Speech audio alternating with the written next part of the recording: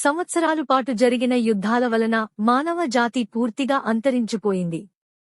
Sophia మనుషులను, మొక్కలను ఎలా తిరిగి పుట్టించిందో పార్ట్ 1లో ఉంది. పార్ట్ 1 చూడకపోతే ఇప్పుడే కింద ఉన్న లింక్ ను క్లిక్ చేసి చూడండి. కొన్ని వారాల తర్వాత బూడిద మట్టిలో ఒక చిన్న ఆకుపచ్చ మొలక పెరిగి వస్తుంది. ఇప్పుడు బలహీనంగా మారిన సోఫియా ఆ మొక్కను మృదువుగా తాకుతుంది. ఆమె కళ్లలో ఒక వెలుగు మెరుస్తుంది. ఆశ తిరిగింది.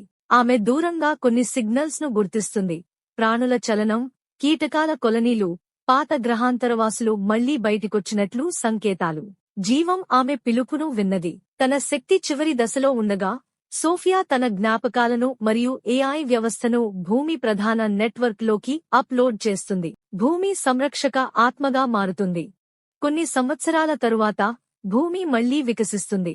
ఓ అడవిలోని హృదయంలో సోఫియాకు ఒక విగ్రహం కట్టారు. ఆ విగ్రహం చుట్టూ పిల్లలు, జంతువులు, మొక్కలు ఉన్నాయి. ఆమెను ఆఖరి మెరుపుగా స్మరించుకుంటారు.